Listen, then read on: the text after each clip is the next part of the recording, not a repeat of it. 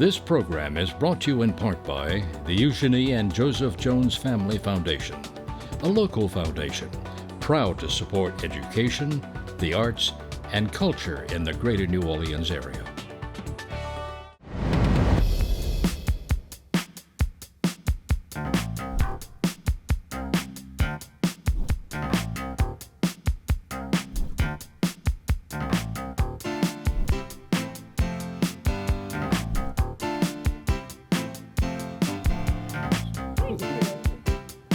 Hello, I'm Marcia Kavanaugh. Thanks so much for joining us. Well, this is the weekend that many Louisianans have been anxious to see arrive, either to learn the election winners or because the elections will finally be over, at least until the runoffs. We'll analyze what to expect statewide and in some key local elections as well. We'll also look at the drama behind Steve Scalise's effort to become Speaker of the House. Elsewhere, we will hear from the producer of an upcoming WYES documentary on sex trafficking, and we will follow the flow of that salt water wedge in the river. Joining us are tonight's Informed Sources, Errol Laborde, producer of Informed Sources, Karen Swensen, freelance producer and anchor, Jeremy Alford, editor and publisher of La Politics Weekly and The Tracker, and Blake Paterson, staff writer, the Times-Picayune, the New Orleans Advocate. Go over to Jeremy because this is it. This is the big time now, primary on Saturday, October 14th, which is tomorrow. So how are we looking at all the races? Well, you know, the big question tomorrow is going to be just how far to the right are elected Republicans going to take the state? Because a big red wave is coming. That's the big takeaway. It looks like most, if not all, the statewide elected positions could go Republican beyond supermajorities in the Louisiana legislature and the most conservative Board of Elementary and Secondary Education we've seen in recent history. The other big story is turnout. Who's going to vote? Yeah. And what's that number going to look like? The state is standing by its prediction of 45%, plus or minus a point or two. Meanwhile, every pollster I've spoken to this week is saying it could reach as low as 38%. So someone's going to be right, someone's going to be wrong. It's American politics. We'll find out Saturday night. And so the early voting, what did that show us in terms of who is voting and who's staying home? Early voting showed us that Republicans continue to dominate that process and that it continues to drive the pacing of our statewide elections. People are on TV earlier, they're raising money earlier because the campaigning has to start earlier. Early voting is a part of the process now, and Republicans are very, very good at it, and that gives them a head start going into Election Day.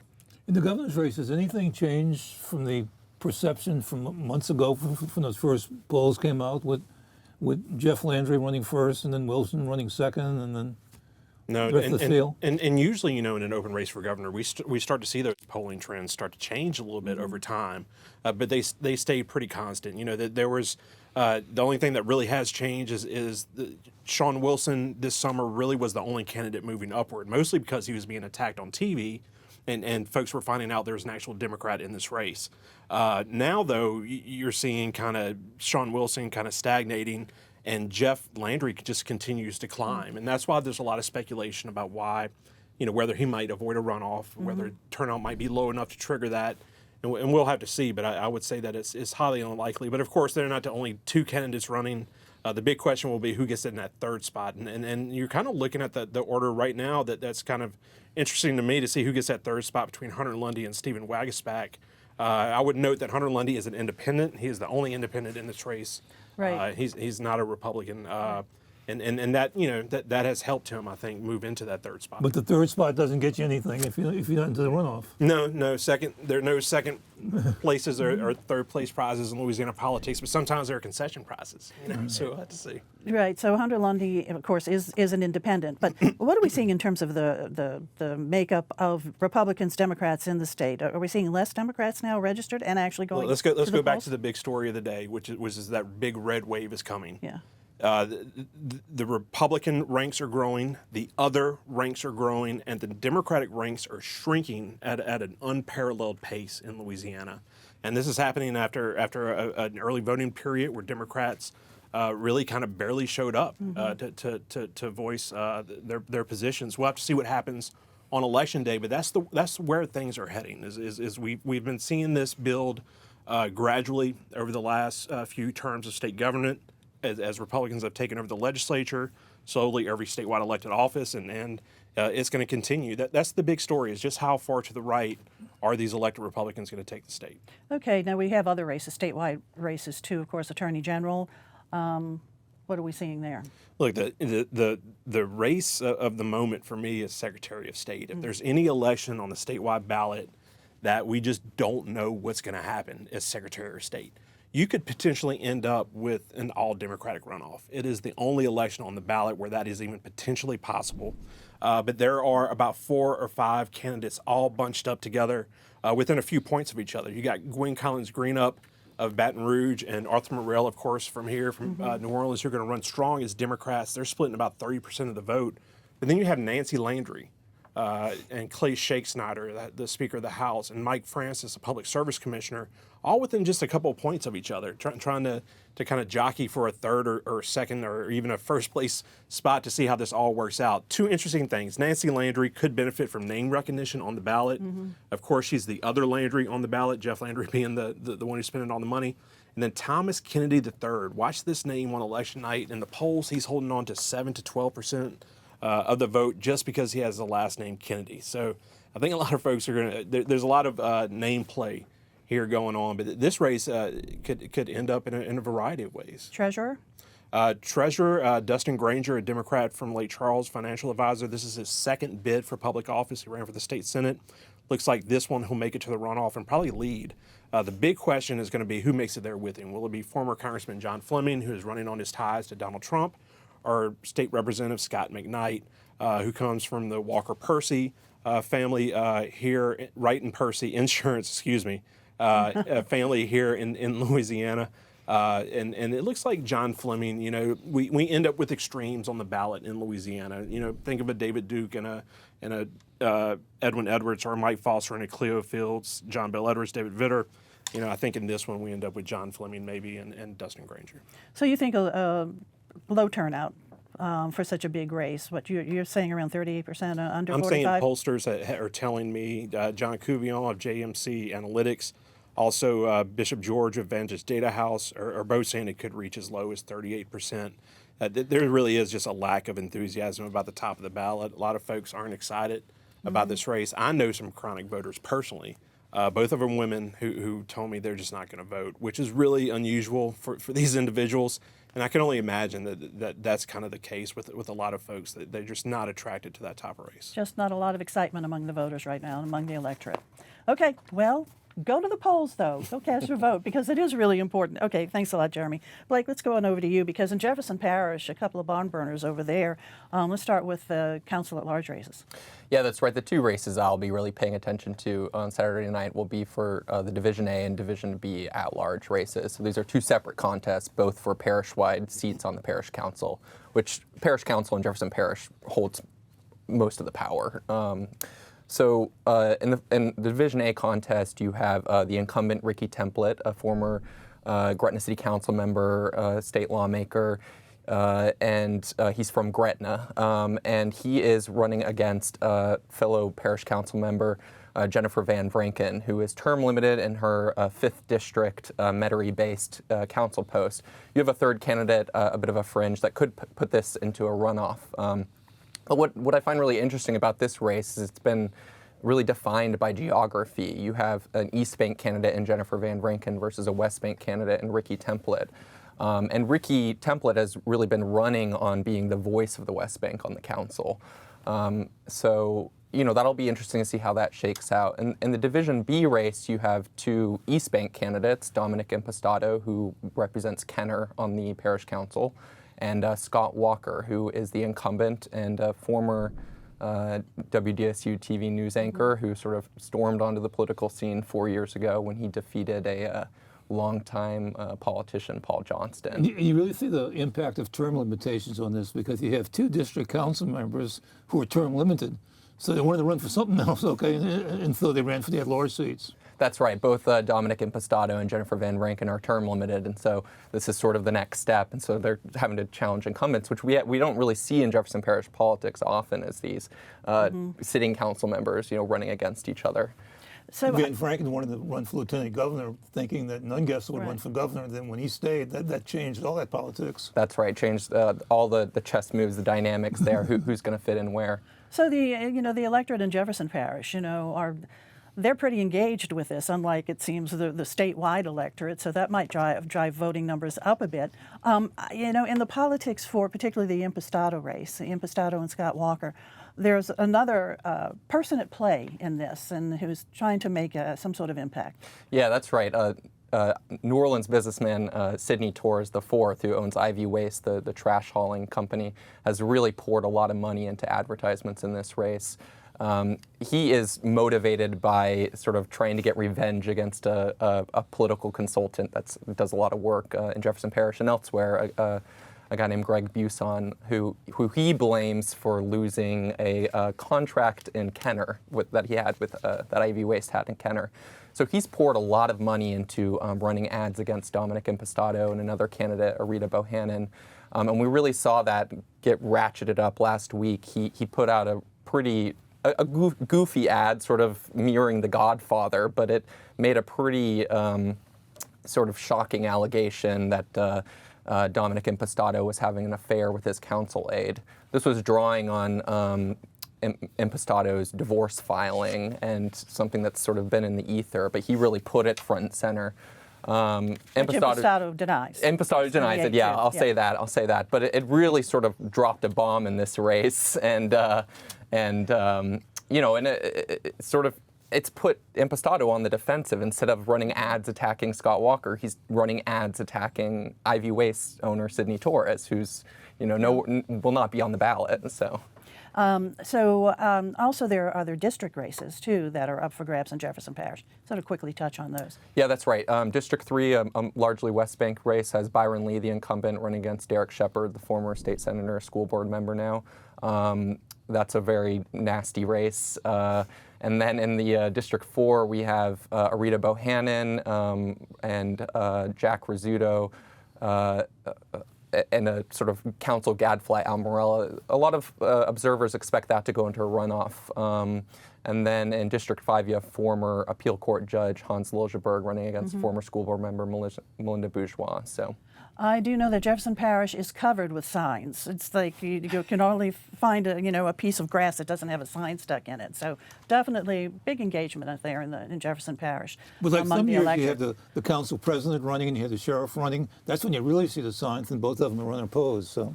Yeah, but a lot of interest in the council races, too, right now. All right, thanks a lot, Blake. All right, Karen, over to you, because you have a documentary coming up on WYES, and it premieres October 23rd, we should say. And it's a really important, beautifully done documentary, but about a really tough topic, sex trafficking. Why don't you tell us about it? Well, I shouldn't use the word excited. We are privileged to be able to try to expose this problem with WYES to the greater public and talk about sex trafficking in Louisiana.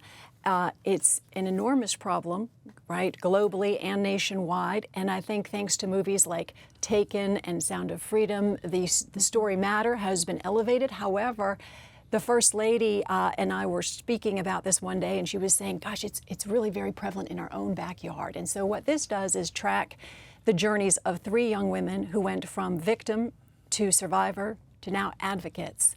And just that's how we tell the story, and it's called Turning the Tide, a story of hell, healing, and hope. And I know we have a little clip to show you. Right, let's take a look.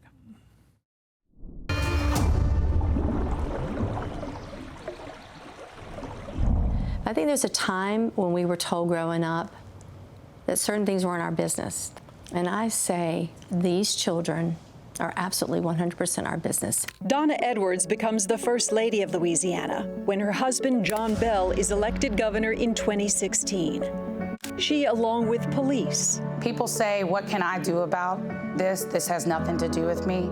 Everybody has a part in saving a person's life, period. The FBI. Wait, this is new at 9. Dozens of sex trafficking victims were rescued recently. That's according to the FBI. Survivors. Trust me, I wanted to give up, but nope, you can't give up. Because if you give up, you let the enemy win. We just welcome them and love them as they are when they come. And a group of nuns running a secret healing center in the backwoods of Louisiana. have teamed up against a common foe, sex trafficking, and perhaps the natural inclination to turn away. They deserve for us to stand up for them, to talk about what they're going through, to save them, to bring them back. And it premieres Monday, October 23rd, Turning the Tide. Powerful, powerful story. And it was through a conversation that you had with the First Lady of Louisiana that you decided to tell this story. Yes, I was on the phone with her and a mutual friend, and the First Lady, as she's wont to do, she's very passionate about this project, kind of veered the conversation there. And then she was telling me about one particular victim who was featured in this story, as it turns out. She turned around in her mantle while we're talking on a Zoom call, and she takes her picture off the mantle, you know, next to the pictures of people in her own family. And I said, well, I could tell the sincerity. And then we thought, you know what, if we can reach these victims and they're willing to come forward. And what was most extraordinary to me is that they not only came forward, they shared their faces and their stories, difficult stories to tell. And these were women from Mandeville and Ate Meat. This isn't a border issue in this particular documentary. It's happening here too.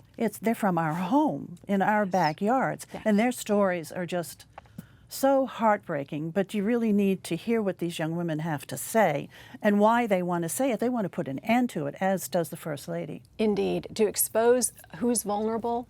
And then also, you know, what can we do about it? A lot of times we might see something that looks a little odd, but we figure it's not our business. One young woman said for years she had just wished any teacher would have said, is everything okay at home? And she would have just, because so many of them come from homes in which they were sexually abused. I didn't know this. Many, many traffickers are related or friends of the victims. Just terrifying. And it is a big problem, not just here, but across the country, globally, really. $99 billion trade, and they're saying it is now going to eclipse the drug trade, because if you think about it, drugs, you use it one time, it's gone. They said a child can be trafficked 10 times a day. You know, it's something we really don't want to think about, much less talk about, but it's something we really need to deal with. Indeed. I think as a mom, I realized how woefully ignorant I was. And you tried to tell your kids, be smart online, do this. One of the women said, I thought I was vetting this young man who was kind to me. For 1 year, I didn't meet him in person because she had been abused out of state, another place. She came here as an escape. She had been communicating with this man who was in prison the entire time. When he came out, he picked her up, and she was trafficked for the next 9 months. So, go ahead, Eve. With all the homeless people you see, are the women within that population, are they more vulnerable to it? We didn't discuss homelessness so much, although one of the women had bouts of homelessness. So anybody who is vulnerable, so people with special needs, they're trafficked at a much greater rate. A third of people who are trafficked have special needs. That's incredible, right? 60% of the kids in the foster care system, or 60% of those who are trafficked come from the foster care system. It's staggering. So anybody who's slightly vulnerable is more at risk, but also so are the college kids, right? It's the person that stops the young woman on the street and says, you'd be a great model. Why don't you come on over? And then that's it. So be aware, be aware. And how did this personally impact you, learning more about this story, interacting with these victims who want to tell their story? Well, it made me change my own vernacular, right? They're survivors. They've come through it. They don't want to be known as victims, right? And so that changed. And then as a mother, I'm just hyper aware and just, you don't want to be paranoid, but you do want to be informed. And social media has made it easier for trafficking? Indeed. Yeah. It's 40% are recruited online, 80% are sold online.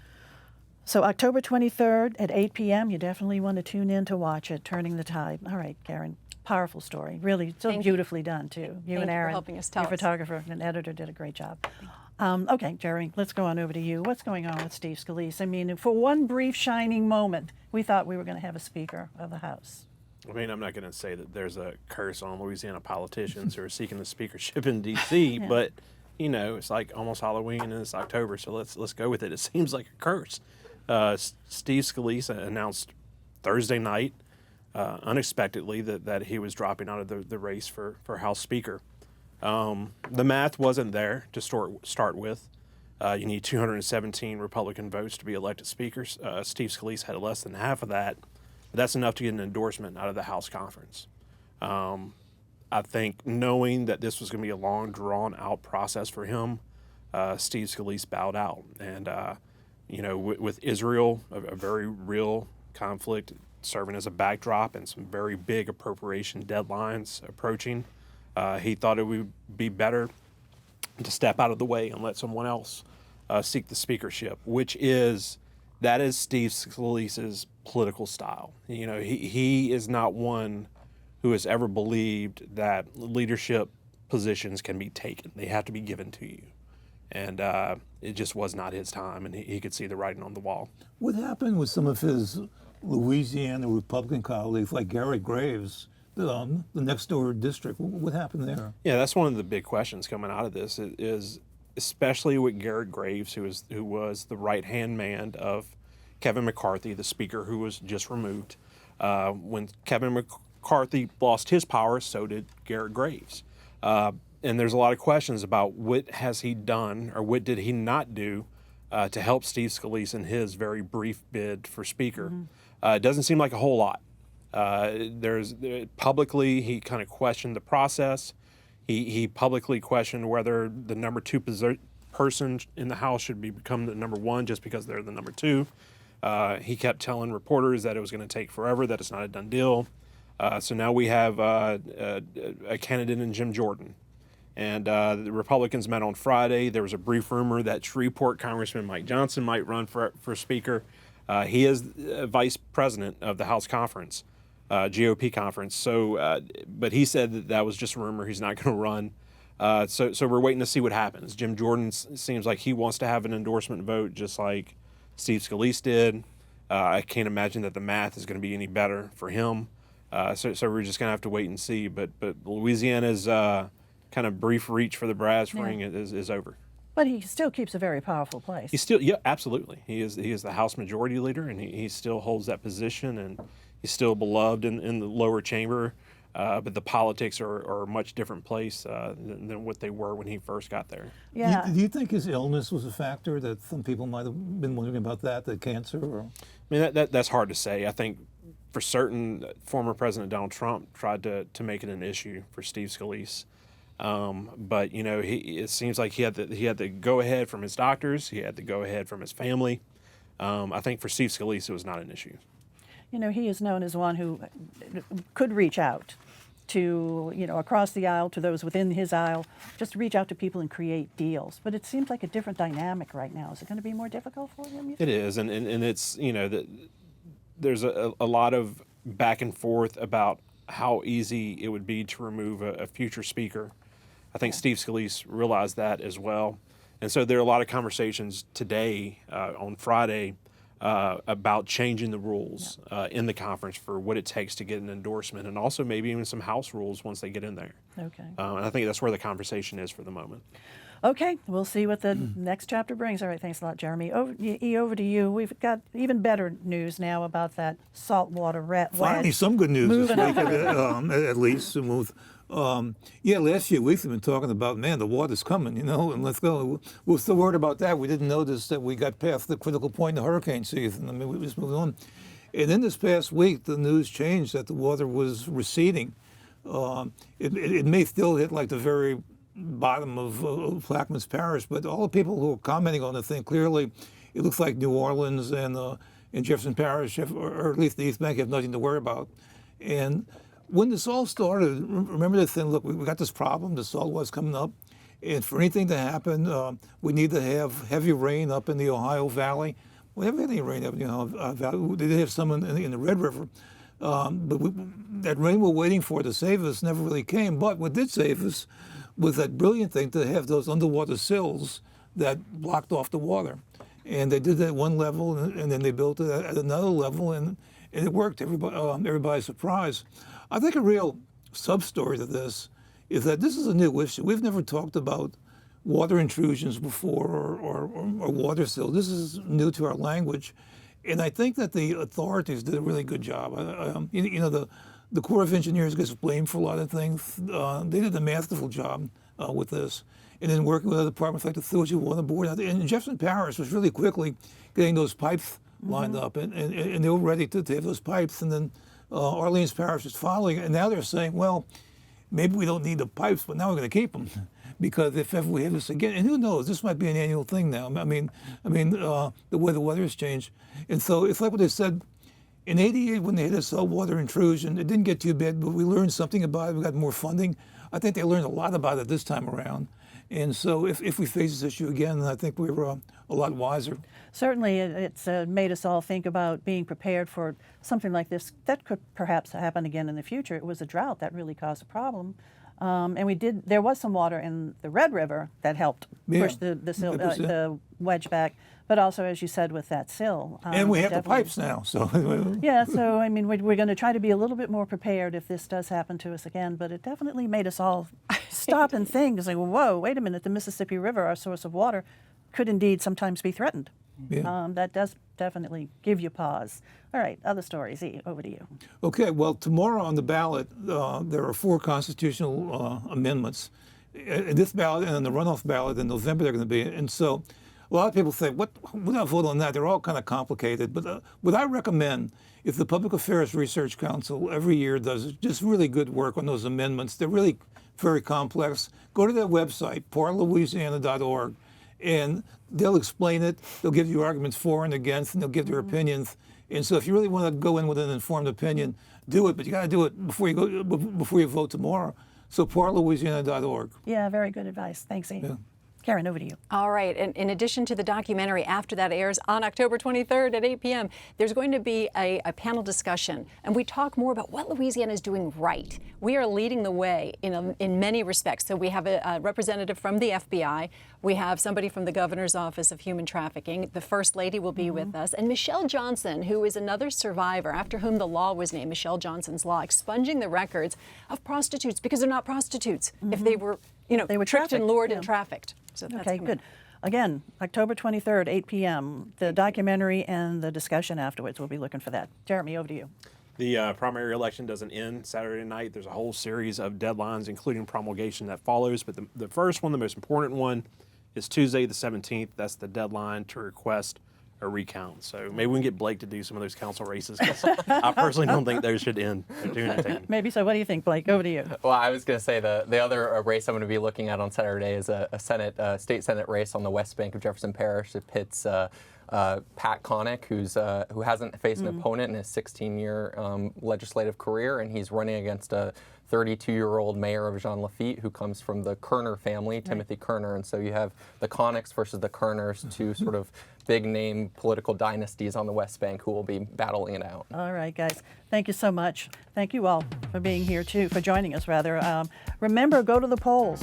October 14th is our primary day. Go to the polls tomorrow to vote. Thanks, guys, for being here. We'll see you all next week for Informed Sources. Have a good evening.